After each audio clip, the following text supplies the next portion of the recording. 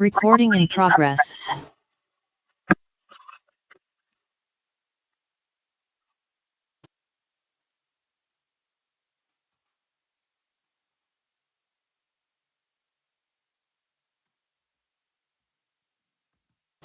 सभी को जय गौ माता, जय गोपाल। जय जय देवी नमो नमः, जय कामधेनु नमो नमः, हे ज्ञानेश्वरी नमो नमः, हे गोपते नमो नमः। जय जय देवी नमो नमः, जय कामधेनु नमो नमः, हे ज्ञानेश्वरी नमो नमः, हे गोपते नमो नमः।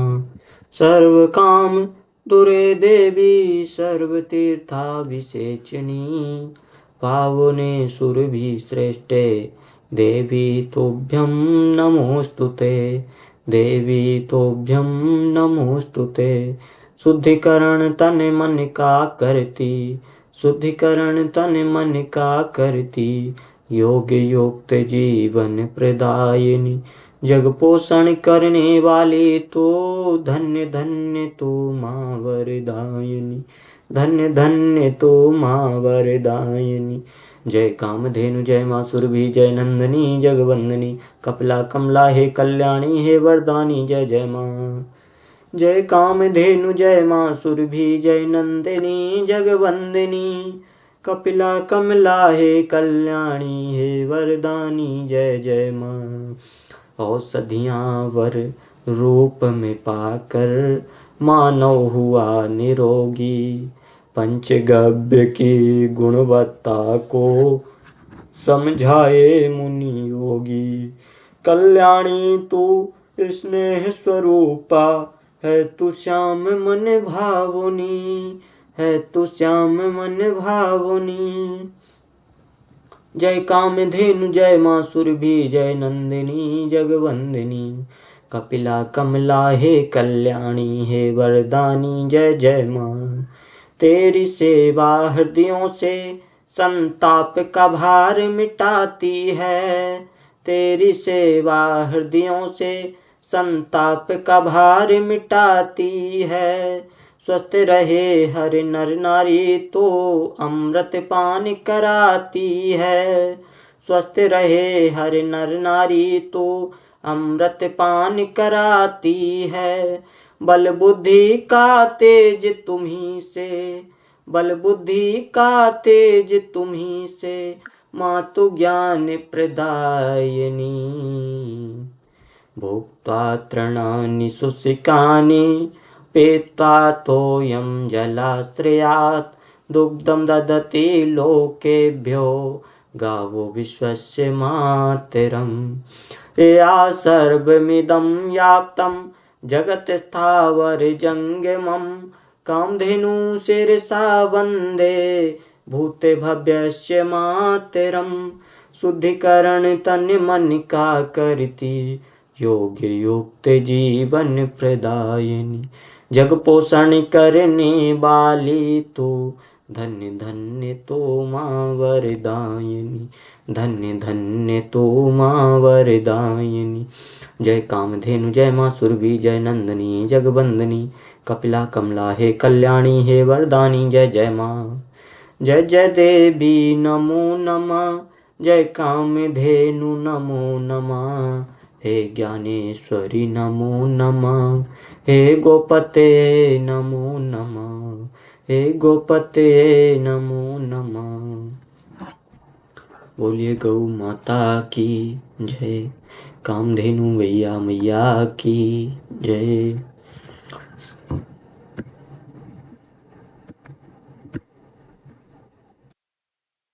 आज हम लोग गौ माता के ज्ञान और विज्ञान को संक्षेप में जानेंगे, बहुत ही संक्षेप में बताएंगे और विस्तार से फिर अगले दिन से क्लास शुरू करेंगे, उसमें बताएंगे।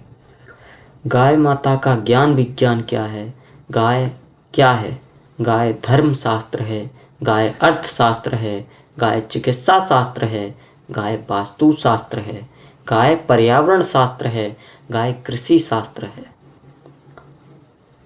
गौ महिमा है महान, धरती का वरदान, भारत की है शान गौ ज्ञान विज्ञान। एक स्तुति गौ माता की ओर।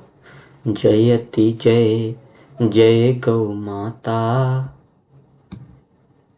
जयति जय जय गौ माता, जयति जय जय गौ माता।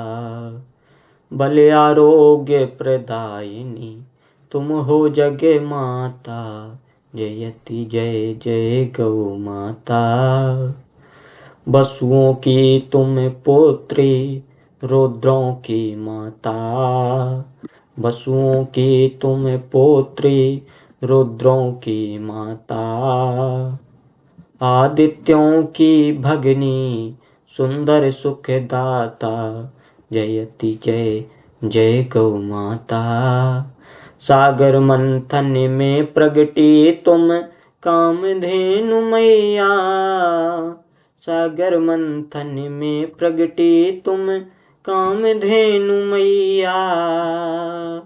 सर्वदेवमय जननी गोविंद की गैया, सर्वदेवमय जननी गोविंद की गैया।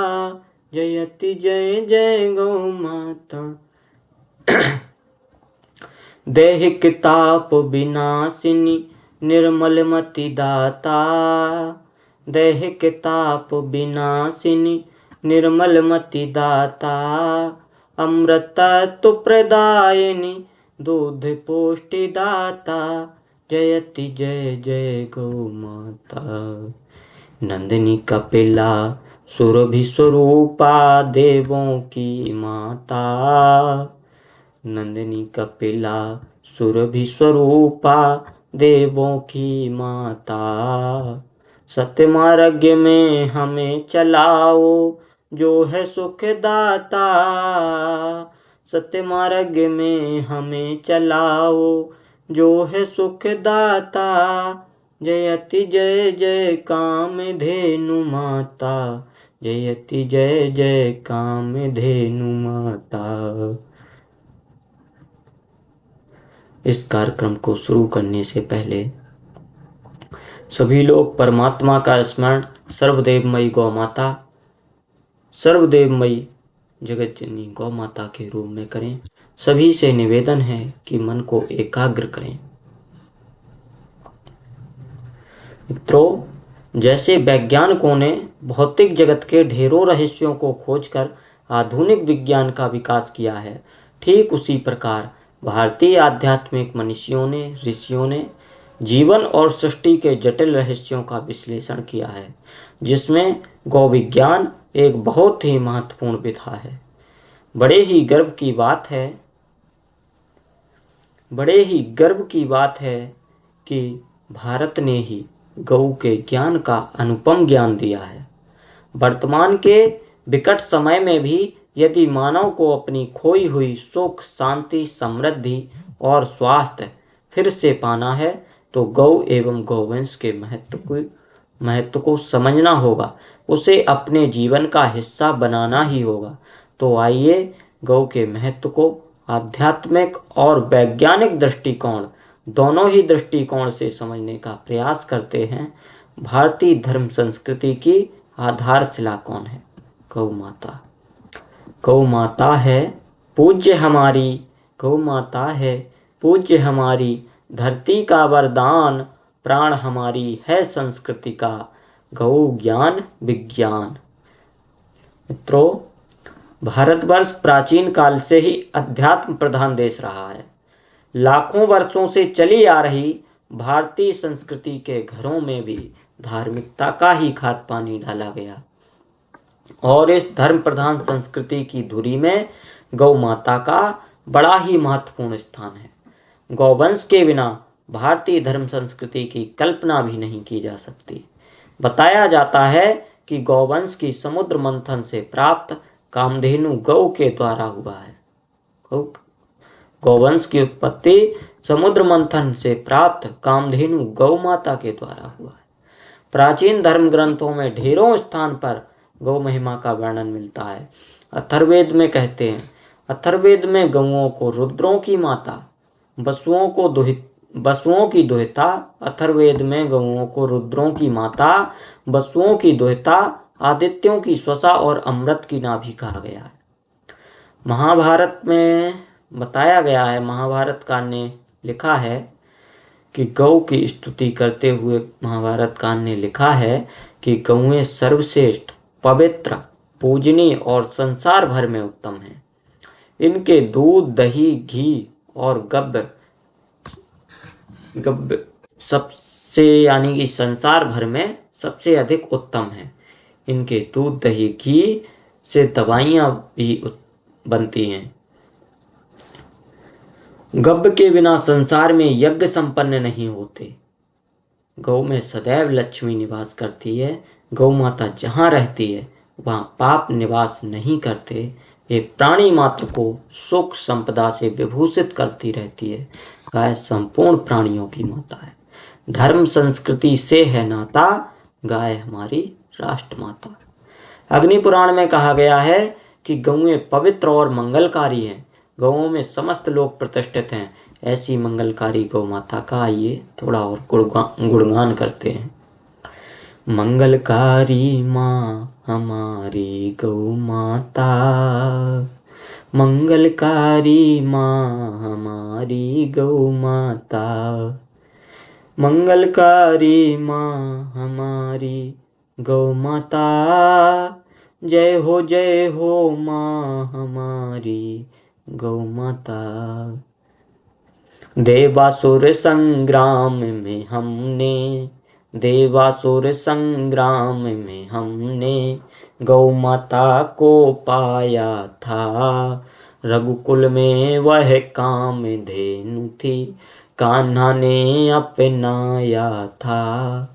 है भारत की शान हमारी गौ माता, हम सब की है प्राण हमारी गौ माता। मंगलकारी माँ हमारी गौ माता, ऋषि मुनियों ने सेवा करके मनवांछित फल प्राप्त किया। गौ माता को इष्ट बनाकर जन जन का कल्याण किया।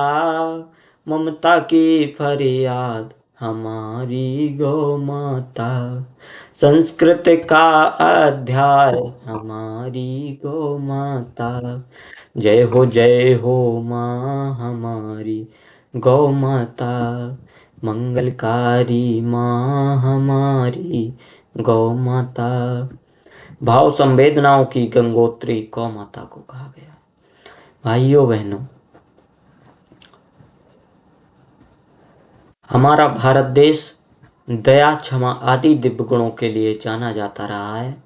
इसके पीछे मुख्य कारण हमारे परिवार में गौवंश का विशिष्ट स्थान और सम्मान रहा है। गौ माता ममतामयी और बहुत ही संवेदनशील होती है। वात्सल्य शब्द में वत्स का मतलब ही गाय का बछड़ा होता है। वत्स के प्रति गौ माता का वात्सल्य भाव देखते ही बनता है। गौ माता का यह प्रेम बिना किसी भेदभाव के उमड़ता ही रहता है। भारत में गौ का बहुत महत्व कहा गया है। उसे देव योनि का प्राणी माना गया। और भी बहुत से धर्मों में कहा गया है कि देव मार्ग, जिसे लोग कहते हैं कि धेनु मार्ग से अपभ्रंश हुआ है, वहाँ पर भी गौ का बड़ा महत्व है। आज की जो मनुष्य की समस्याएं, शारीरिक पोषण की, कृषि की और भावनात्मक भी बहुत बड़ी समस्याएं हैं, तो लोगों ने जब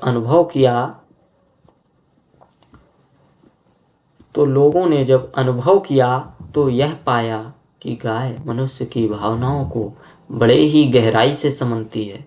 आपको उसके पास कुछ भी कहने की ज़रूरत नहीं है। वो समझ लेगी कि तुम्हारी भावना क्या है, कैसी है, आपकी कैसी भावना है, वो समझ जाएगी। हमारे कृष्ण भगवान, उनको गौओं से सबसे ज़्यादा प्रेम रहा। उन्हें गोपाल कहलाना पसंद हुआ क्योंकि वो कहते थे कि गाय भारत जैसे देशों के लिए बड़ी ही उपयोगी है।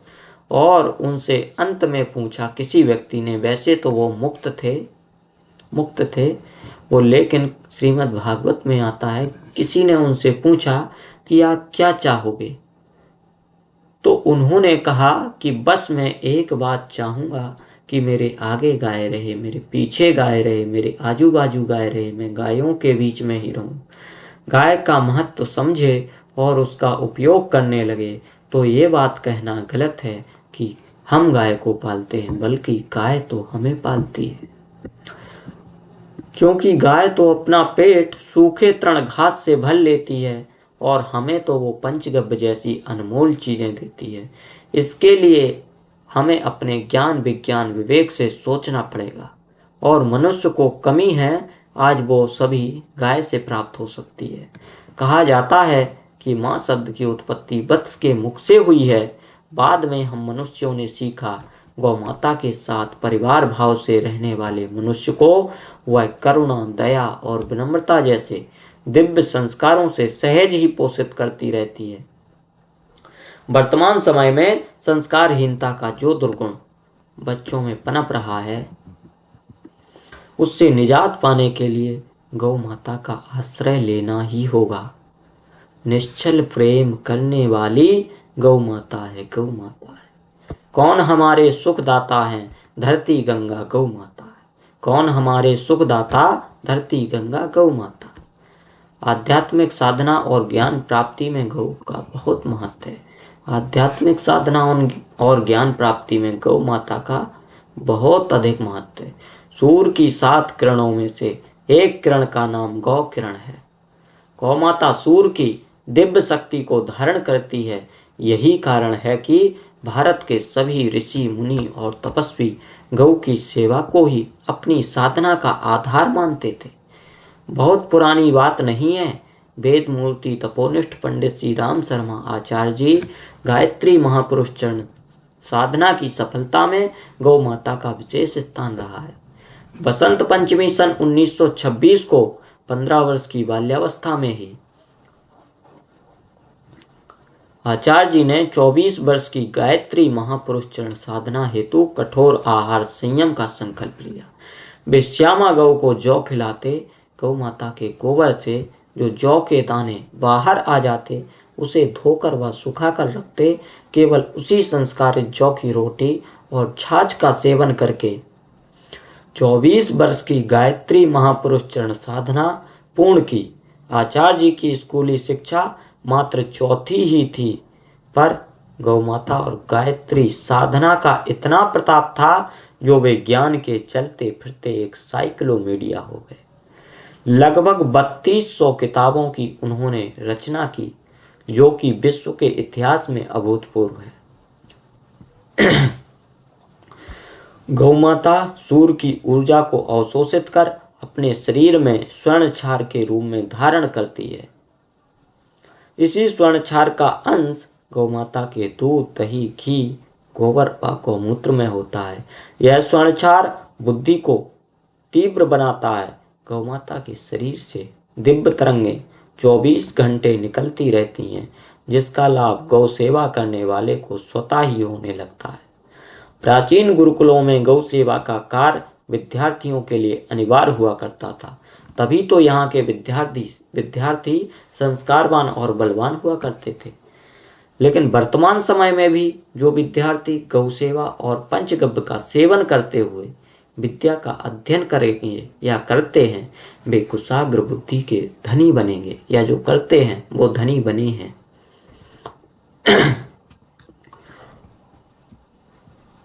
बुद्धि का पोषण करने वाली गौ माता है गौ माता। प्राण ऊर्जा देने वाली गौ माँ है गौ।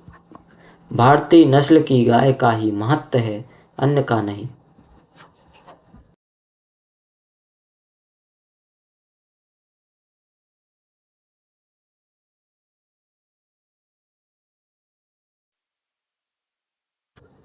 भारतीय नस्ल की गाय का ही महत्व है, अन्य का नहीं।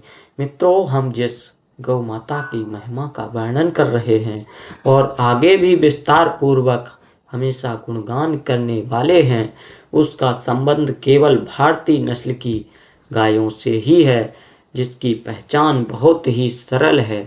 देसी गाय की पीठ पर शिवलिंग के समान उभरा हुआ भाग होता है जिसे काठी या कुकुद या डीलर या हम्प कहते हैं। गौवंश के बैल व नंदी पर यह भाग स्पष्ट दिखाई देता है। भारत के विभिन्न क्षेत्रों में जलवायु और भौगोलिक भिन्नता के कारण गौवंश की कई प्रजातियां पाई जाती हैं। जैसे कुछ प्रजातियां इस प्रकार हैं: शाहीवाल, थारपारकर, डोंगी, हरियाणी, गिर, मालवी, कांकरेज, कृष्णा, अंगोल, सिंधी, धन्नी, अमृतमहल, नागौरी, कोसली आदि कई प्रजाति। स्वतंत्रता प्राप्ति के समय हमारे देश में भारतीय गौवंश की लगभग 60 प्रजातियां पाई जाती थी और वर्तमान में केवल 30 प्रजातियां ही शेष बची हैं।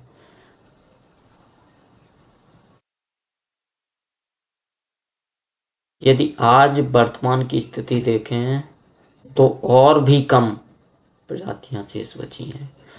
विश्व में केवल एक प्राणी ही ऐसा है जो 24 घंटे ऑक्सीजन लेता है और 24 घंटे ऑक्सीजन ही छोड़ता है। गाय माता ने कितनी बार अपने बच्चे को पृथ्वी पर जन्म दिया, इसका हिसाब गाय अपने सींगों में रखती है। और कामधेनु गौ माता की रीढ़ की हड्डी में 12 ज्योतिर्लिंग निवास करते हैं। वो कैसे? गौ माता की हमारे या हम अपने उदाहरण से बताते हैं। हमारे सिर की गंजी कर दो तो केवल एक भंवर आपको मिलेगी, लेकिन गाय माता की रीढ़ की हड्डी में आप देखेंगे तो 12 भंवर मिलेंगी। और वो 12 भंवर क्या है? पृथ्वी के 12 ज्योतिर्लिंग, सूर्य की 12 राशियां गाय माता की रीढ़ की हड्डी में पाई जाती हैं। इतना बड़ा चमत्कार! आप अपने शरीर को ऐसा छू लीजिए, आप आश्चर्य करेंगे। आपकी संवेदना केवल यहीं तक रहेगी। लेकिन गाय माता को आप छू कर देखना तो गाय इस तरीके से कंपन करती है कि यानी कि उसका पूरा शरीर हल्का सा हिलने लगता है, कंपन करती है। वो कंपन क्या है? गाय माता हमारी हाथ की मध्य की ग्रंथि से हमारे अंदर की सारी नेगेटिविटी को खींचकर, नेगेटिव एनर्जी को खींचकर अपने अंदर खींच लेती है और आठों खुरों के माध्यम से पृथ्वी पर डाल देती है।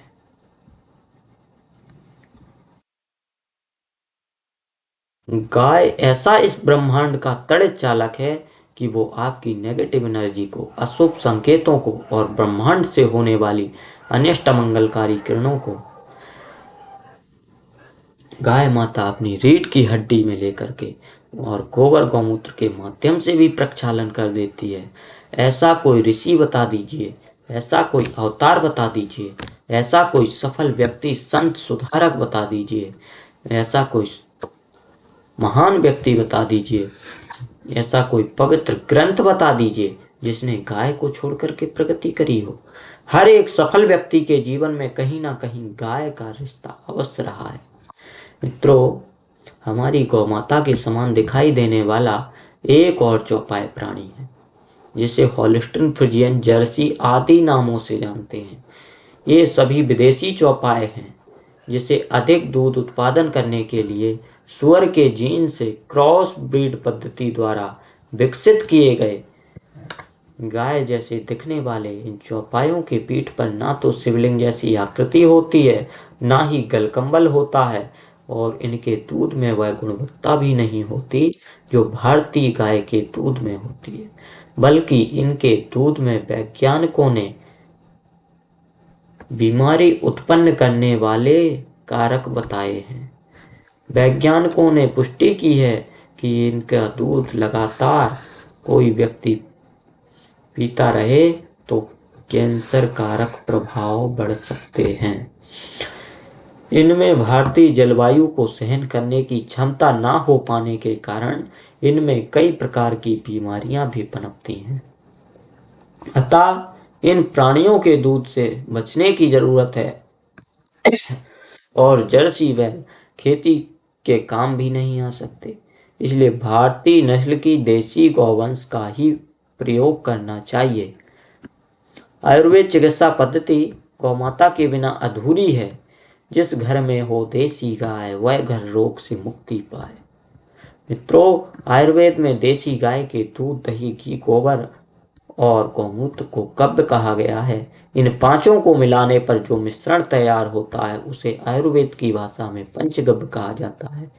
पांच गव्यों के स्वतंत्र गुणधर्म और उपयोग हैं।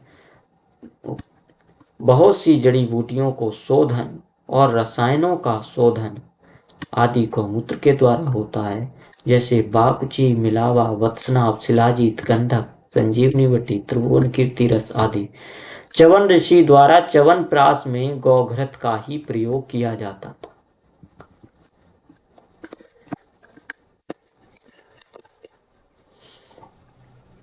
पंचगव्य आयुर्वेदिक चिकित्सा पद्धति के अंतर्गत विभिन्न प्रकार की औषधियां तैयार की जाती हैं। गौ माता का दूध के बारे में थोड़ा सा जानते हैं। गौ माता का दूध स्वास्थ्य संजीवनी है।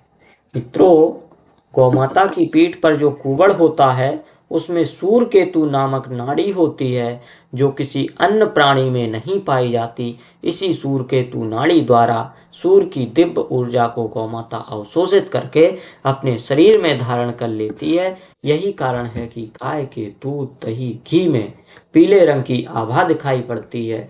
यह आभा क्या है? यह आभा स्वर्ण धातु की उपस्थिति को दर्शाता है। यानी सरल भाषा में कहें तो तरल रूप में कुछ कण कुछ अंश में सोने के पाए जाते हैं।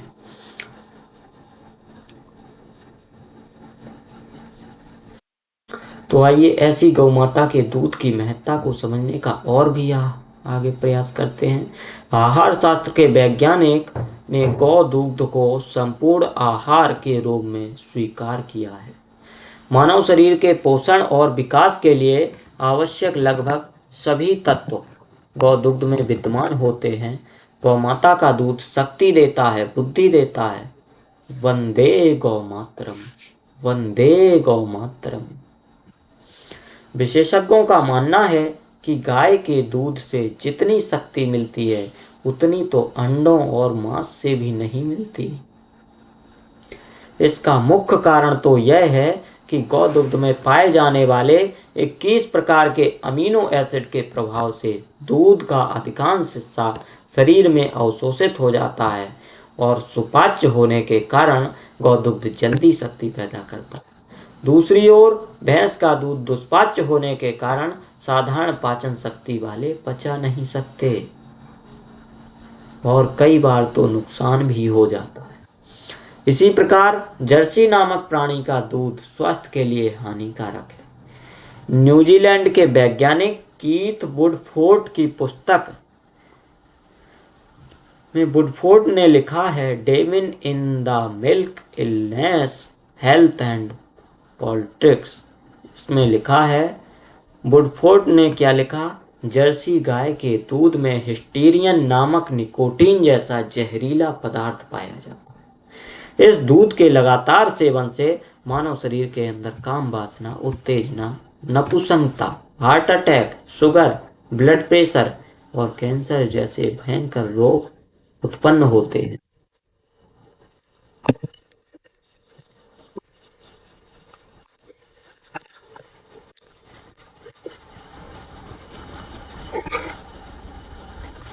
National cancer institute of America का शोध है कि जर्सी गाय में 30% कैंसर होने की संभावना रहती है। इसलिए मित्रों, इन विदेशी चौपायों के दूध से सावधान होने की आवश्यकता है और देसी गौ माता के दूध का सेवन करना चाहिए। उससे हमें अनेकों लाभ है। इस दृष्टि से भारतीय गाय के दूध को वैज्ञानिकों ने पूर्णतः सुरक्षित बताया है। इसी कारण से नवजात शिशु को यदि किसी कारण से मां का दूध ना मिले तो केवल देसी गाय का दूध ही शिशु के जीवन रक्षा और विकास के लिए पर्याप्त है। अन्य कोई दूसरा दूध नहीं। गौदुग्ध के एक महत्वपूर्ण गुण को जानना बहुत जरूरी है, और वह है सुकृतम शुक्रकर, अर्थात शरीर में तत्काल वीर्य उत्पन्न करने वाला। गौदुग्ध के सेवन के अनेकों अनेक लाभ हैं।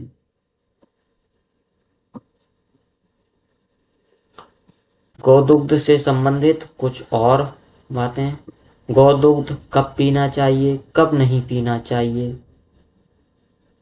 गौदुग्ध संध्या काल में भोजन के 1 घंटे बाद तथा सोने के 1 घंटे पूर्व पीना चाहिए, क्योंकि हमारे पाचन तंत्र में दूध को पचाने वाले एंजाइम शाम को ही सक्रिय होते हैं। गौदुग्ध को मिट्टी के बर्तन में उबाला जाना चाहिए। गौदुग्ध सेवन के साथ ऐसा कोई भी पदार्थ नहीं लेना चाहिए जिसमें नमक मिला हुआ हो। इसका एक और गुण है बुद्धिवर्धन और चापल्यवर्धन। गौदुग्ध सेवन करने वाले की बुद्धि तीव्र होती है, आकलन क्षमता बढ़ती है, शरीर भी फुर्तीला बनता है। गाय और भैंस एक ही प्रकार के घास खाते हैं, लेकिन घास के बुद्धिवर्धक और चापल्यवर्धक गुणों को गौ माता की ही आंतें खींच पाती हैं, भैंस की नहीं। भैंस का दूध शरीर को मोटा भले ही बना दे, पर बुद्धि को तेज नहीं कर पाती, और ना ही शरीर में स्फूर्ति का संचार कर पाती है।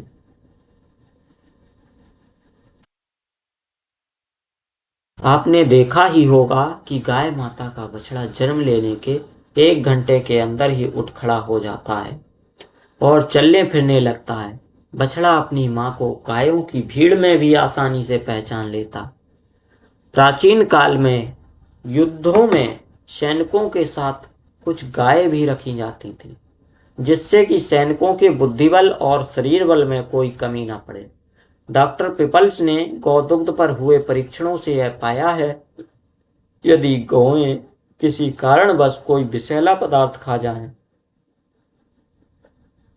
तो भी उसका दुष्प्रभाव उसके दूध में नहीं आता। अन्य दूध देने वाले प्राणियों के साथ ऐसा नहीं। न्यूयॉर्क के विज्ञान अकेडमी की बैठक में अन्य वैज्ञानिकों ने भी डॉक्टर पीपल्स के इस कथन की पुष्टि की है। भूसा खाकर जग को देती माखन सा वरदान रे, भूसा खाकर जग को देती माखन सा वरदान रे, कौन करेगा पूरा पूरा गौ के गुण का गान रे। पशु समझता जो गैया को, पशु समझता जो गैया को, पशुवत उसका ज्ञान रे।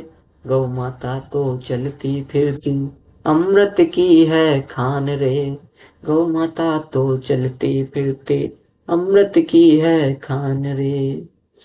गौ माता का दूध पिएंगे शक्तिमान बुद्धिमान बनेंगे। मित्रों, गौदुग्ध में रोग निवारक क्षमता भी होती है। विशेषज्ञों के परामर्श से लाभ उठाया जा सकता है। कुछ घरेलू नुस्खे और बताते हैं। आओ दस्त होने पर 1 गिलास गौदुग्ध में 1 नींबू का रस निचोड़कर तुरंत पी जाए। शरीर पर हुए किसी जख्म के दर्द को कम करने के लिए 1 गिलास दूध में 1 से 1.5 चम्मच हल्दी का चूर्ण मिलाकर पकाएं। रात में शयन के 1 घंटे पूर्व पी लें। हड्डी टूटने या हड्डियों के कमजोर होने की स्थिति में नियमित रूप से गौदुग्ध का सेवन काफी लाभदायक सिद्ध होगा। टीबी के रोगी को यदि रोज शाम पर्याप्त दूध पिलाया जाए तो हो रहे इलाज में शीघ्रता होगी। इस प्रकार हमने समझा कि गौदुग्ध ढेरों गुणों का भंडार है, इस धरती पर अमृत के समान है। ऐसे अमृतमयी गौदुग्ध को खरीदने के लिए यदि 2 गुना कीमत भी देना पड़े तो भी सस्ता मानिए, क्योंकि स्वर्ण तो बहुमूल्य ही होता है ना।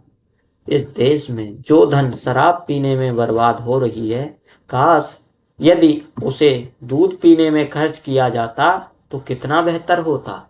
कुछ लोग कुतर्क करते हैं कि देसी गाय तो कम दूध देती है। उनसे हमारा यह कहना है कि 10 लीटर के सफेद घोल से तो 1 पाव अमृत ही बेहतर है। हालांकि देसी गाय के दूध देने की क्षमता भी अधिक होती, बस उसके खान पान व नस्ल सुधार पर विशेष ध्यान दिया जाए। मित्रों, गौ माता के ऐसे अनमोल और अमृत समान गौदुग्ध को दुर्भाग्यवश अधिकांश लोग चाय कॉफी बनाने में उपयोग में लेते हैं, जो कि दोहरी मूर्खता है, क्योंकि चाय और कॉफी स्वयं तो नुकसानदायक है ही, दूध के मिल जाने पर इसका विषैलापन और भी बढ़ जाता है।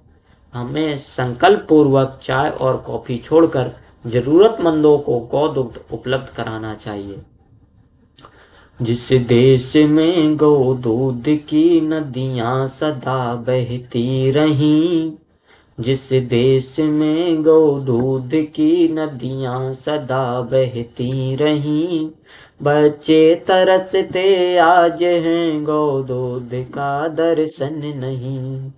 छोड़ दो अब चाय पीना, छोड़ दो अब चाय पीना, संतति सुरक्षा जतन, नंदिनी जगवंदिनी माँ कामधेनु को नमन, नंदिनी जगवंदिनी माँ कामधेनु को नमन। गौदधि। अब आइए गौदधि पर। गौदधि दीर्घ जीवन प्रदाता है। आयु वृद्धि के उपायों की खोज करने वाले एक वैज्ञानिक हुए जिनका नाम है एली मैथनीकॉफ। नोबेल पुरस्कार से सम्मानित यह फ्रांस के प्रख्यात वैज्ञानिक एली मैथनीकॉफ ने अपनी पुस्तक द प्रोलागेशन ऑफ लाइफ में बताया है कि यदि भोजन के साथ दही का प्रयोग किया जाए तो दही में पाए जाने वाले लैक्टिक एसिड बैक्टीरिया शरीर के विषैले जीवाणुओं और विषैले रसायनों को साफ कर देते हैं, जिससे शरीर रोग मुक्त और बुढ़ापा से दूर रहता है। आयुर्वेद में गौदधि को त्रिदोष नाशक भी बताया है। चरक, सुश्रुत एवं अष्टांग संग्रह आदि आयुर्वेद शास्त्रों के अनुसार यह भोजन में रुचि उत्पन्न करने वाला तथा बलवर्धक होता है। गौदधि के विधि पूर्वक सेवन से कई प्रकार के रोग भी ठीक होते हैं। गौदधि से ठीक होने वाले रोग इस प्रकार से हैं: अतिसार, मूत्रकृच्छ, आंतों के रोग, मधुमेह, विषम ज्वर, दुर्बलता, संग्रहणी, पेट के कीड़े, अरुचि, यकृत रोग, मंदाग्नि, उल्टी, दस्तक। भाइयों बहनों, यदि गर्भवती महिला को चांदी की कटोरी में जमाया हुआ गौदधि का प्रातःकाल सेवन कराया जाए तो जन्म लेने वाला शिशु मेधावी होगा, पोलियो एवं अन्य सभी रोगों से रक्षा भी होगी। दही का यह प्रयोग गर्भपात होने से भी बचाता है, लेकिन ध्यान रहे दही का विधिपूर्वक सेवन जरूरी है। शाम को दही लेना वर्जित है। वैसे ही उड़द की दाल के साथ दही का मेल नहीं है। रोग निवारण के लिए विशेषज्ञों की सलाह लेकर भी दही का सेवन करना अधिक लाभकारी होगा। ये गौघृत का थोड़ा महत्व समझें। गौघृत शक्ति का स्रोत है। गाय के घी को अमृत समान माना जाता है। आयुर्वेद में यही बल है, यही आयु है, क्योंकि इसमें भरपूर प्राणवायु रहती है। यही शरीर की कोशिकाओं के लिए ऊर्जा और समृद्ध स्रोत है। शारीरिक परिश्रम करने वाले अपने भोजन के साथ घी खा सकते हैं, पर जो शारीरिक परिश्रम नहीं करते वे दूध, 1 गिलास दूध में 1 चम्मच घी फेंटकर रात्रि शयन के 1 घंटे पूर्व सेवन अवश्य करें। गौघृत को कई बीमारियों का 100% उपचार बताया गया है। इसके लिए इसका प्रयोग नासिका द्वारा किया जाता है। इसे नस्य क्रिया कहते हैं। नस्य क्रिया के लिए घृत को गुनगुना करके इसी से सीधे नासिका चित्रों में 2-2 बूंद टपकाया जाता है और 5 मिनट तक शांत व एकाग्र रहा जाता है। यह नासिका मार्ग से मेम्ब्रेन द्वारा, कंठ द्वारा मस्तिष्क और रक्त कोशिकाओं तक पहुंच जाती है। यह शरीर के सुरक्षा व नियंत्रण तंत्र को जागृत करते हुए आंतरिक वातावरण को भी संतुलित रखता है। शरीर की रोग प्रतिरोधक शक्ति चमत्कारिक रूप से सुधर जाती है। इससे हृदयघात की संभावना भी कम हो जाती है। यह हृदय से मस्तिष्क की कोशिकाओं तक ऑक्सीजन युक्त रक्त पहुंचाने में सहायता करता है। केवल गौघृत का नष्ट करने मात्र से ढेरों लाभ होते हैं, जैसे अनिद्रा का रोग दूर होता है और नींद गहरी आने लगती है। स्मरण शक्ति तो बढ़ाता ही है, साथ ही पागलपन और मिर्गी जैसे रोग भी ठीक करता है। कान के रोग भी ठीक होते हैं, आंखों की रोशनी भी बढ़ती है, बालों का झड़ना रुकता है और माइग्रेन का दर्द भी ठीक होता है। माइग्रेन जैसी समस्या भी मिटती है। यहाँ पर एक बात समझ लेना आवश्यक है कि दूध से घी निकालने की विधि प्राकृतिक ही होना चाहिए। घर पर ही दही जमाकर और मथते हुए मक्खन निकालकर बनाया गया घी ही नस्य क्रिया के लिए लाभकारी है। मित्रों, गौघृत के अन्य ढेरों उपयोग हैं, जैसे बच्चों को कफ खांसी हो तो पुराने गौघृत से छाती और पीठ पर मालिश करने पर लाभ होता है। अधिक कमजोरी लगे तो 1 गिलास दूध में 1 चम्मच गौघृत और मिश्री डालकर पी लें। हथेली और पांव के तलवा में जलन होने पर गौघृत की मालिश करने से जलन में आराम मिलता है। हिचकी ना रुक रही हो तो 1 चम्मच काली गाय के घी का सेवन करें। रूस के वैज्ञानिक, जिनका नाम सिरोविच के अनुसार 1 तोला गौघृत जलाने से 1 टन ऑक्सीजन पैदा होती है। अतः प्रतिदिन भोजन बनाने के पश्चात बलि व सुयज्ञ के रूप में 1 चम्मच गौघृत की आहुति जरूर देनी चाहिए। आग से जलने पर घी लगाने से आराम मिलता है। सिर दर्द के कारण शरीर में गर्मी लगती हो सिर दर्द के कारण, तो गौघृत को पैरों के तलवों पर मालिश करना चाहिए। हृदयघात वाले मरीज को चिकनाई खाने की मना होती है। हृदयघात यानी कि हार्ट अटैक वाले मरीज को चिकनाई खाने की मना ही होती है, पर वे गाय का घी खा सकते हैं। गाय का घी कोलेस्ट्रॉल को घटाता है और वहीं भैंस का घी यदि खाएंगे तो कोलेस्ट्रॉल को बढ़ाएगा। क्यों? और गाय के घी खाने से हृदय मजबूत भी होता है। अब आते हैं थोड़ा गोबर के बारे में जानते हैं। गोबर मल शोधक है एवं विषनाशक है। मित्रों, दुनिया के सभी प्राणियों का मल घृणित एवं त्याज्य होता है, पर इस दुनिया में गौ ही एक ऐसा प्राणी है जिसका मल नहीं बल्कि मल शोधक है। गोबर में कीटाणुओं और विषाणुओं को नष्ट करने की अद्भुत शक्ति होती है, पर अद्भुत शक्ति तो होती है, घर आंगन को गोबर द्वारा लीपने से शुद्धता आती है। यज्ञ वेदी को गोबर द्वारा लीप कर ही पवित्र किया जाता है। आयुर्वेद में गोबर को शोधक, दुर्गंधनाशक, शोषक, कीटाणुनाशक, कांतिवर्धक माना गया। अमेरिका के एक डॉक्टर हैं जिनका नाम याद नहीं आ रहा। उनने कहा है गोबर के समान कीटाणुनाशक द्रव्य दूसरा नहीं है। आइए देखते हैं गोबर के कुछ स्वास्थ्य पर उपयोग क्या है। ग्रीष्म ऋतु में जब कभी नक्सीर आवे, यानी नाक से गर्मी के मौसम में जब नाक से रक्त बहने लगे, रक्त आए, तो ताजे गोबर को सूंघने पर नाक से खून बहना तुरंत बंद हो जाता। शुद्ध पानी में गाय का जरा सा गोबर घोलकर छान कर पिलाने से हैजा ठीक होता है। मद्रास के डॉक्टर किंग ने गोबर में हैजे के कीटाणुओं को मारने की शक्ति देखकर दूषित जल को गोबर मिलाकर शुद्ध करने की सलाह दी।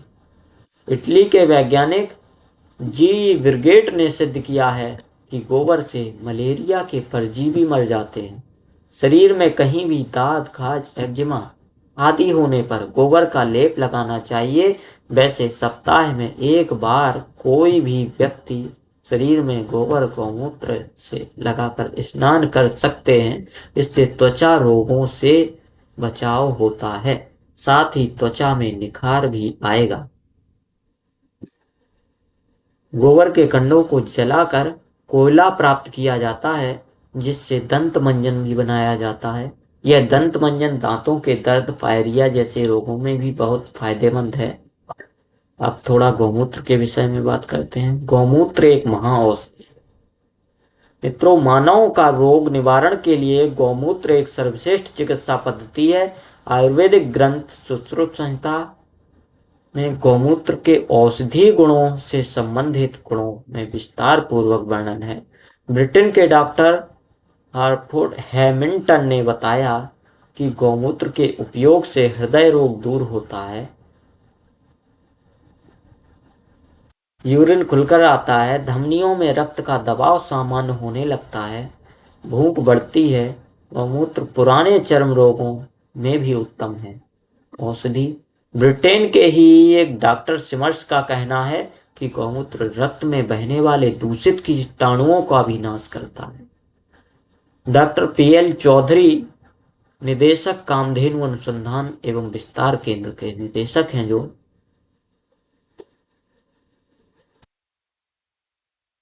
तो इस संस्थान में जो अभी तक रिसर्च हुआ है, सबसे पहले काम तो डायबिटिक के लिए कोलेस्ट्रॉल के लिए एक कैप्सूलेशन किया हुआ है गौमूत्र का, और हमको इसके ऊपर इनको यूएसए में पेटेंट भी मिला है। पहले हिंदुस्तान में मिला, पूरे विश्व में यह पहली कैप्सूल होगी जो डायबिटिक के लिए बहुत महत्वपूर्ण होगी। और इसमें टाइप 2 डायबिटीज होती है, इसको सिक्योर किया जा सकता है। इसके ऊपर अनुसंधान हुआ है। एक लखनऊ के सुप्रसिद्ध प्रयोगशाला में, यानी कि CDRI अर्थात सेंट्रल ड्रग रिसर्च इंस्टीट्यूट में गौमूत्र का केमिकल एनालिसिस कराया गया। वैज्ञानिकों द्वारा किए गए 8 महीने के गहन शोध के बाद जो परिणाम सामने आए वो सबको आश्चर्यचकित करने वाले थे। शोध में यह पता चला कि मानव शरीर में विभिन्न रोगों के निवारण हेतु जिन रासायनिक तत्वों की आवश्यकता पड़ती है वह सब के सब गौमूत्र में विद्यमान है। आपने देखा होगा, गाय की रीढ़ की हड्डी के अंदर 32 मनके होते हैं। उसकी एक बड़ी विशेषता है जो सींगों से लगा करके पूंछ तक अपने जीवन काल अवधि में 1.25 किलो सोना देती है। कैसे? एक गाय के गोबर गौमूत्र में जितना गोबर गौमूत्र का हम औषधियां बनाते हैं, यानी जो लोग डॉक्टर लोग औषधियां बनाते हैं, कैरोटीन स्वर्णक्षार गाय के गोबर गौमूत्र घी दूध में पाया जाता है, जो कि किसी प्राणी में नहीं पाया जाता। इसी के कारण गाय का दूध पीला, घी पीला होता है, क्योंकि उसमें तरल रूप में सोने का अंश पाया जाता है, सोना पाया जाता है। गाय ही एक ऐसा प्राणी है जिसके मध्य भाग में कुकुद होता है, मध्य भाग कुकुद, और जहां पर सूर्य नाड़ी काम करती है, सूर्य केतु नाड़ी। और नासा और जर्मनी के वैज्ञानिक कह चुके हैं कि गाय की रीढ़ की हड्डी में सूर्य केतु नाड़ी निवास करती है, जिसके परिणाम से गाय का दूध पीला, घी पीला, गोबर गौमूत्र पीला। ये पीला पदार्थ क्या है? गाय का कैरोटीन स्वर्णक्षार है, जो सूर्य रश्मियों से लेती है। तो यही कारण है कि गौमूत्र 100 से भी ज्यादा रोगों को पछाड़ने में सफल हो जाता। गैस, कब्ज, एसिडिटी से लेकर डायबिटीज और कैंसर तक में गौमूत्र को 100% कारगर पाया गया। गौमूत्र के इन औषधीय गुणों के कारण ही अमेरिका ने गौमूत्र पर कुल 4 पेटेंट कराए। आइए देखते हैं थोड़ा और, गौमूत्र में पाए जाने वाले 24 प्रकार के रोग निवारक रासायनिक तत्वों का विवरण। नाइट्रोजन भी है, सल्फर है, ammonia gas, copper, iron, urea, uric acid, phosphate, sodium, potassium, manganese, carbolic acid, calcium, salt, vitamin A, B, C, D, E. अन्य मिनरल्स भी हैं, लैक्टोज है यानी दुग्ध शर्करा है, जो लैक्टोज थोड़ी मात्रा में, एंजाइम्स हैं, वाटर, इप्यूरिक एसिड, कैरोटीन, हार्मोन और स्वर्ण छड़, गोल्ड। 100 से अधिक बीमारियों का उपचार गौमूत्र चिकित्सा से होता है। गौमूत्र के उपयोग संबंधित कुछ महत्वपूर्ण जानकारियां।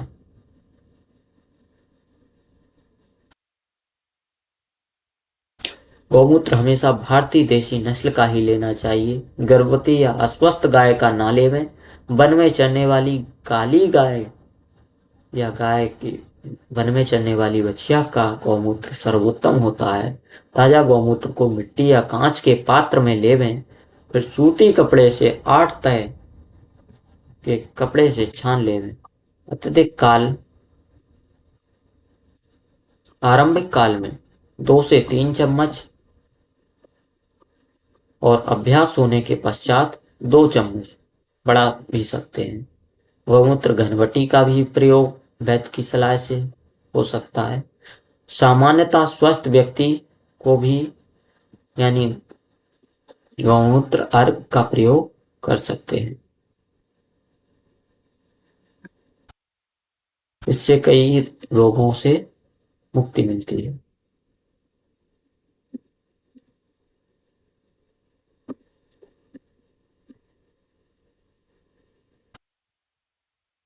थोड़ा ज्योतिष में भी देख लेते हैं गौ माता की महिमा। इतना तो सब हो ही गया। गाय को माता माना जाता है। क्यों? गाय के शरीर पर 33 करोड़ देवी देवताओं का वास माना गया। जो व्यक्ति गौ माता की सेवा पूजा करता है, उस पर आने वाली सभी प्रकार की विपदाओं को गौ माता हल लेती है। आइए जानते हैं ज्योतिष से जुड़े कुछ तथ्य, उपाय जिनको करने से हर एक काम में सफलता पाई जा सकती है। पहले रोटी गाय माता को खिलाएं, फिर खाएं। प्रत्येक मांगलिक कार्यों में गौ माता को अवश्य ही शामिल करें। गाय माता की पूजा करने से 9 ग्रह शांत रहते हैं। बच्चे अगर माता पिता गुरु की बात ना माने तो गौ माता को भोजन उनके हाथ से या हाथ लगवा कर खिलाएं। प्रतिदिन, सप्ताह में या महीने में एक बार गौशाला परिवार समेत जाने का नियम बनाएं। गर्मियों में गौ माता को पानी अवश्य पिलाएं, पानी पिलाने की व्यवस्था बनाएं। सर्दियों में गौ माता को गुड़ खिलाएं। गर्मियों में गुड़ ना खिलाएं क्योंकि पित्त बढ़ सकता है। गौ माता के पंचगव्य से हजारों रोगों की दवा की जाती हैं। इसके सेवन से असाध्य रोग भी मिटते हैं। परिवार में गौ से प्राप्त पंचगव्य युक्त पदार्थों का उपयोग करें। पंचगव्य के बिना पूजा पाठ हवन सफल नहीं होते। गौ माता जिस जगह खड़ी रहकर आनंद पूर्वक चैन की सांस लेती है, वहां वास्तु दोष समाप्त हो जाते हैं। गौ माता को चारा खिलाने से 33 कोटि देवी देवताओं को भोग लग जाता है। गौ माता की सेवा परिक्रमा करने से इंसान भय मुक्त हो जाता है, वह सभी तीर्थों के पुण्यों का लाभ मिलता है। गौ माता के गोबर से निर्मित शुद्ध धूप बत्ती का ही उपयोग करें क्योंकि वो ऑक्सीजन पैदा करती है, वातावरण को शुद्ध करती है। गौ माता के गोबर से बने उपलों से रोजाना घर, दुकान, मंदिर परिसरों पर धूप करने से वातावरण शुद्ध होता है और सकारात्मक ऊर्जा मिलती है। घर के दरवाजे पर गाय आए तो उसे खाली ना लौटाएं, कुछ ना कुछ खिला दें। रोटी हो गई, गुड़ हो गया, कुछ भी खिला सकते हैं। गौ माता को कभी पैर ना लगाएं। गौ माता अन्नपूर्णा देवी कामधेनु है, मनोकामना पूर्ण करने वाली है। गौ माता के गले में घंटी जरूर बांधें। गाय के गले में जब घंटी बंधी होती तो वो जब बजती है तो वो गौ आरती होती है। जो व्यक्ति गौ माता की सेवा पूजा करता है उस पर आने वाली सभी प्रकार की विपदाओं को गौमाता हर लेती है। गौमाता के गोबर में लक्ष्मी जी का वास होता है। गौमूत्र में गंगा जी का वास माना गया है शास्त्रों के अनुसार। गौमाता के दूध में स्वर्ण तत्व पाया जाता है, जो रोगों की क्षमता को कम करता है और मनुष्य की इम्यूनिटी पावर को बढ़ाता है। गौमाता की पीठ पर जो उभरा हुआ कुबड़ होता है, उस कुबड़ में सूर्य केतु नाड़ी होती है। रोजाना सुबह गौमाता की पीठ पर हाथ फेरने से रोगों का नाश होता है। तन मन धन से जो गौमाता की सेवा करता है, वो बैतरणी गौमाता की पूंछ पकड़कर पार करता है। उसकी अकाल मृत्यु नहीं होती और उन्हें गौमाता के कौलोक धाम में निवास मिलता है। जिस व्यक्ति के भाग्य की रेखा सोई हुई हो, तो वो व्यक्ति अपनी हथेली में गुड़ रखकर गौमाता को जीभ से चटाए।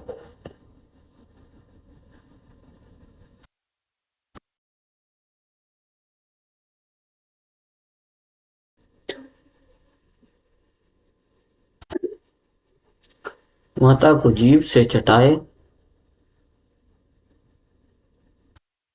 जिससे क्या होगा? माता की जीभ हथेली पर रखे गुड़ को चाटने से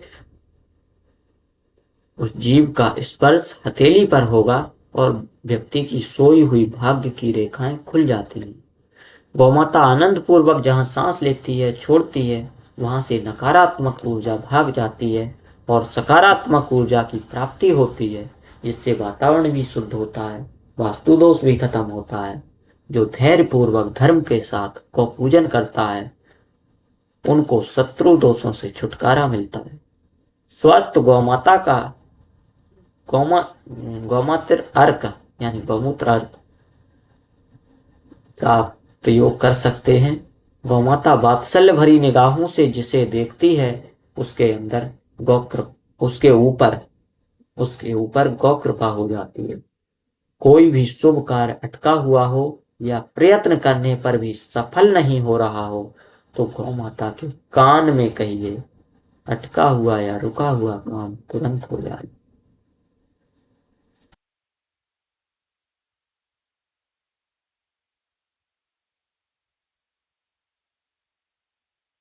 थोड़ा गौ माता की उत्पत्ति के विषय में बता दें। वही हाल। प्रिय पूजनी गौ माता की जय।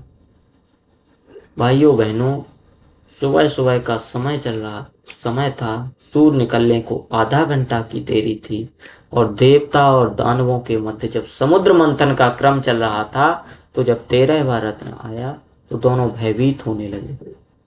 दानव कहे कि ये कौन सी शक्ति है और देव कहे कि ये कौन सी शक्ति है, इसे हम नहीं जानते। दोनों आपस में भयभीत होने लगे, दोनों भयभीत हो गए, दानव भी और देव भी। तो जो कामधेनु समुद्र मंथन से प्रकट हुई, तो दानव कहे कि ये क्या है, अब हमारा क्या होगा, और देव कहे कि इसे हम भी नहीं जानते। बस इतना समय होते ही सूर्य की किरण का आगमन होता है कि 5 ऋषि वहां उपस्थित हुए। जमदग्नि, याज्ञवल्क्य, भरद्वाज, वशिष्ठ, अत्रि और गौतम। ये 5 ऋषि जाकर के हाथ जोड़कर देवता और दानवों से क्या कहते हैं? दानवों से कहते हैं, पहले यदि आप इसको समझ लोगे तो आपके अंदर देवत्व आ जाएगा। फिर देवताओं के पास जाकर कहते हैं, देवताओं यदि आप इसे समझ लोगे तो विश्व वसुधा के ऊपर आपके मंदिर बनेंगे और आपकी पूजाएं होंगी। भाइयों बहनों, देव और दानव दोनों को ऋषियों ने यह बोध कराया और कहा कि अभी इसका ज्ञान विज्ञान क्या है, हम इसको हमारे आश्रमों में ले जाते हैं। तो पांचों गौ माताओं को, नंदा, सुभद्रा, बहुला, सुशीला और सुरभि, ये पांचों गौ माताओं को पांचों ऋषि अपने अपने आश्रमों में ले गए। ऋषि कौन? जो रिसर्च करते हैं। और उन्होंने काम शुरू किया। उन्होंने सबसे पहला काम शुरू किया कि गाय क्या है। तो उसका जवाब उन्होंने दिया गाय धर्मशास्त्र है, गाय अर्थशास्त्र है, गाय पर्यावरण शास्त्र है, गाय विज्ञान शास्त्र है, गाय प्रकृति का प्राण शास्त्र है। दुनिया की अनेक समस्याओं का एक समाधान है प्रिय गौ माता। फिर और आगे कहते हैं गाय आखिर है क्या? तो फिर उसके उत्तर में ऋषि कहते हैं कि गाय की रीढ़ की हड्डी में 1.25 किलो सोना है। सूर के तू नाड़ी गाय के कंधे पर जाकर जब गर्म होती है और गाय अपनी उम्र के 25 वर्षों में इस धरती पर कैरोटीन स्वर्ण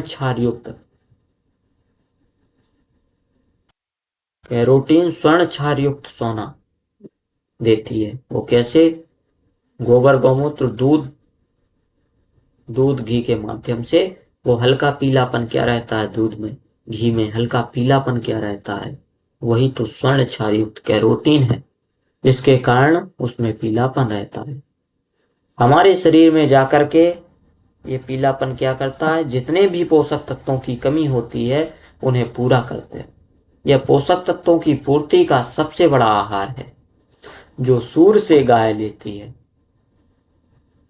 और एक विशेषता बताई उन्होंने कि गाय माता की रीढ़ की हड्डी में 12 भौर होती है। आप देखना, जो बातें हम आपको बता रहे हैं, गाय के दोनों सींगों के बीच में एक शिवलिंग जैसा पिंड मिलेगा।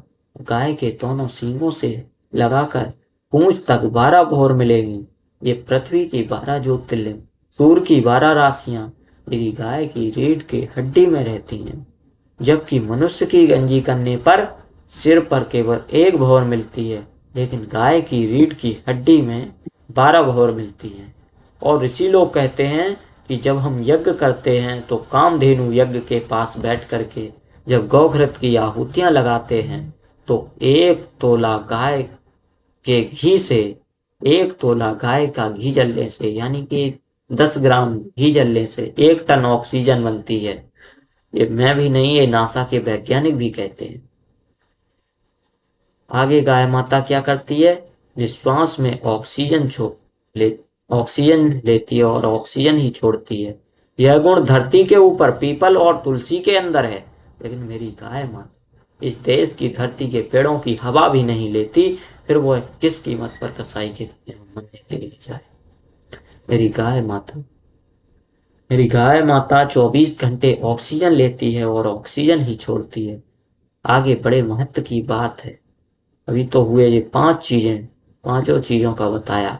पंचगव्य का एक छठी चीज जिसका नाम है गौलोचन।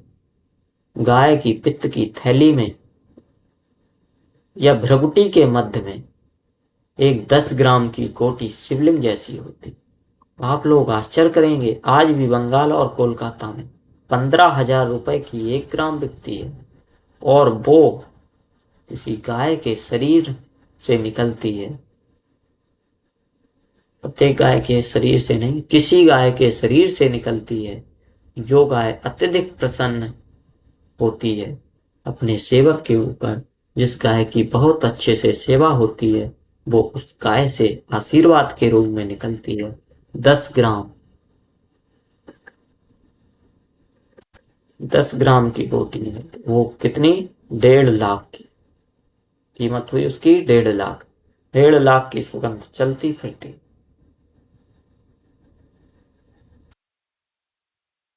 इस धरती पर यह 1.5 लाख की सुगंध चलती फिरती है, और वो रहती कहाँ? भ्रगुटी में।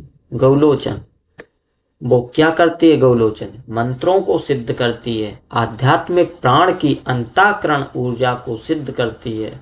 आप यदि किसी मंदिर में प्राण प्रतिष्ठा करते हैं, चट्टानों के पत्थरों की मूर्तियां बना करके प्रतिष्ठा करते हैं, चट्टानों के पत्थरों की मूर्तियां बना करके उन मूर्तियों के पाषाणों में भी प्राण भरने का कार्य पंचगव्य के 10 विधि स्नान से, गोबर गौमूत्र दूध दही घी से, मंत्रों के साथ आचार स्थापना के समय मूर्तियों के अंदर जो दिव्य चेतना का जागरण करते हैं, जो पत्थरों में भगवान पैदा कर दे, तो वो जिंदा आदमी में पंचगव्य जाएगा तो उसके अंतःकरण में मनुष्यता पैदा होगी कि नहीं होगी? बताइए।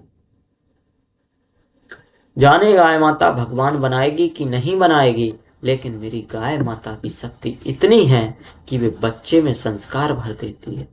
यदि मेरे देश के अंदर गर्भवती महिलाओं को गाय का दूध पीने को मिले, मासूम बच्चों को, बड़ों को, युवाओं को मिले, तो उनमें सत्वगुण का विकास होगा, जिससे वो सही निर्णय लेने में सक्षम होंगे। हम 1000 गाय में मेरी गाय माता खड़ी होगी।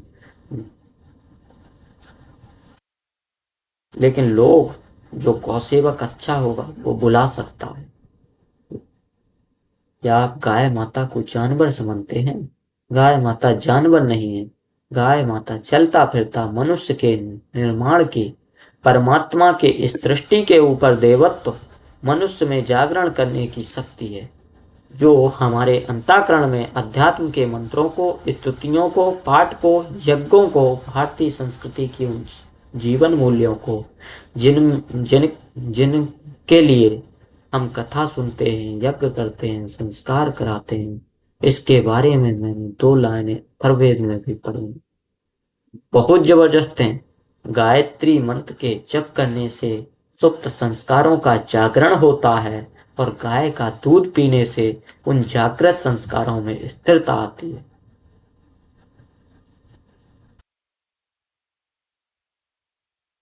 मेरे भाइयों बहनों, पंचगव्य में से कोई एक चीज सूर्योदय से पहले तक हमारे पेट में जाना ही चाहिए। या तो पंचगव्य, या इनमें से कोई एक दूध या दही या घी, कुछ भी।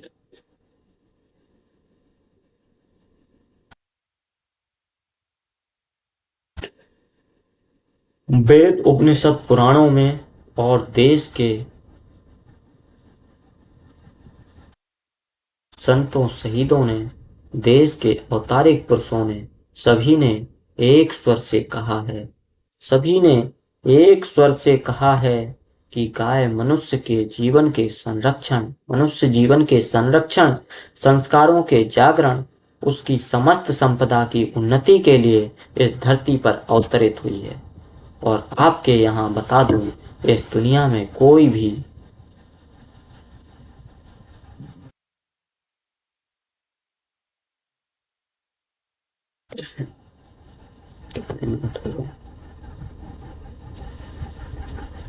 आपको एक बात और बता दूं, इस दुनिया में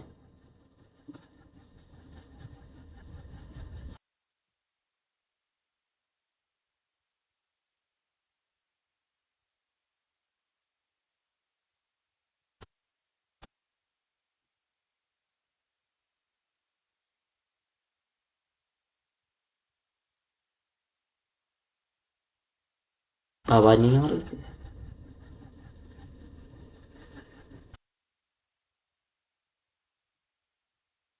इस दुनिया में कोई भी मादा, इसका इसने कित इस दुनिया में कोई भी मादा ने कितने बच्चों को जन्म दिया, इसका हिसाब दुनिया में कोई भी मादा नहीं बता सकती। लेकिन गाय माता के पास यह हिसाब जरूर है।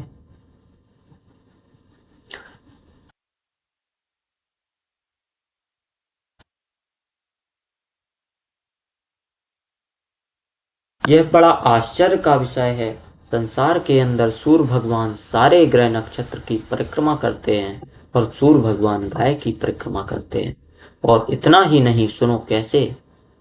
गाय के जो सींग होते हैं, तो जिस दिन से गाय माता गर्भवती होती है, उस दिन से राई और मेथी के दाने के बराबर गाय के सींग की जहाँ से जड़ शुरू होती है, वहाँ एक पहली बार उसको एक दाना उभरेगा। और जैसे जैसे 9 माह 9 दिन तक पेट में बछड़ा पलेगा, बढ़ेगा, वो सीधा ग्रह नक्षत्रों से, सूर्य रश्मियों से ऊर्जा लेकर के अपने शरीर का विकास करते करते जिस दिन 9 माह 9 दिन पूरे होंगे, जैसे बहनें चूड़ी पहनती हैं, ऐसे ही गाय के सींग में चूड़ी बनती है। और जिस समय यह चूड़ी टच हो जाएगी, यानी जुड़ जाएगी, उसी समय गाय की हड्डी में से बच्चे को जन्म देने के लिए सूर्य केतु नाड़ी का संबंध बच्चे के नाल से टूटेगा। इस दुनिया के अंदर किसी भी मादा के नाला काटने के लिए एक गाय की आवश्यकता होती है, लेकिन गाय माता का नाला काटने के लिए स्वयं भगवान आते हैं, सूर्य भगवान। सूर्य भगवान जैसे ही नाला काटते हैं कि बच्चा जैसे ही जन्म लेता है, इस दुनिया के अंदर 60 मिनट के अंदर कोई भी बच्चा चलने फिरने लगे, रंभाने लगे, खाने लगे, वो बच्चा गाय माता का, गौ माता का बच्चा 60 मिनट के अंदर चलने, रंभाने, खाना सीखता, चलना, रंभाना, दूध पीना सीखता है। खाना तो इतनी जल्दी नहीं सीखता। इतना तीव्र विकास प्राणी जगत में 2 पाए 4 पाए किसी में नहीं हो।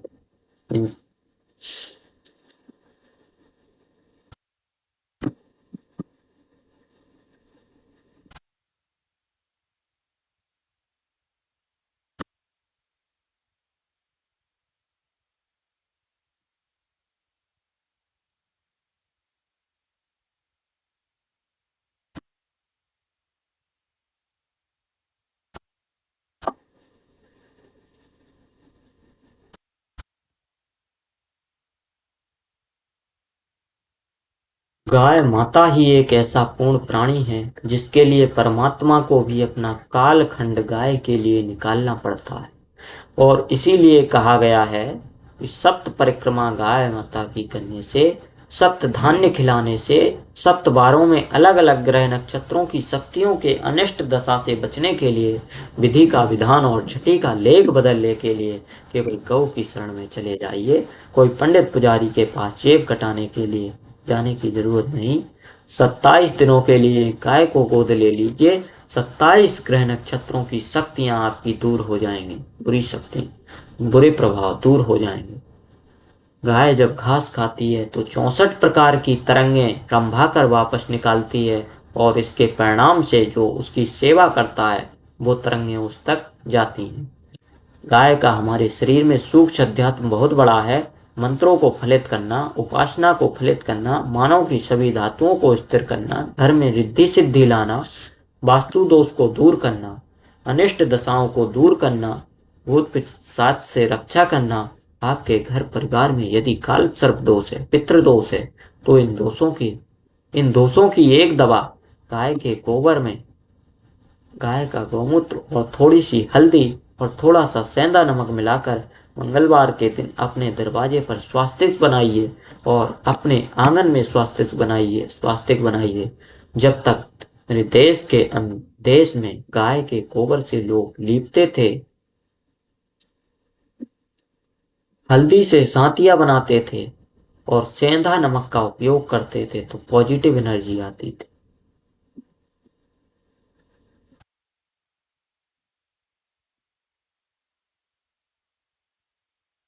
बोलिए गौ माता की जय। नई सदी का शंख बज गया, अपना फर्ज निभाना है। गौपालन संवर्धन करके उन्नत राष्ट्र बनाना है। नई सदी का शंख बज गया, अपना फर्ज निभाना है। गौपालन संवर्धन करके उन्नत राष्ट्र बनाना है।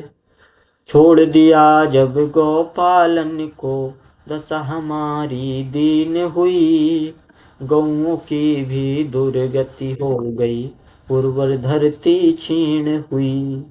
हुआ प्रदूषित अग्नि वायु जल, हुआ प्रदूषित अग्नि वायु जल, फिर से उसे बचाना है। गौपालन संवर्धन करके उन्नत राष्ट्र बनाना है। नई सदी का शंख बज गया, अपना फर्ज निभाना है। गौपालन संवर्धन करके उन्नत राष्ट्र बनाना है। कहते हैं गौ माता की जय, कहते हैं गौ माता की जय, पर विक्रय कर कत्ल किया। गोवर्धन का मूल्य न समझा, केवल दूध से लाभ लिया।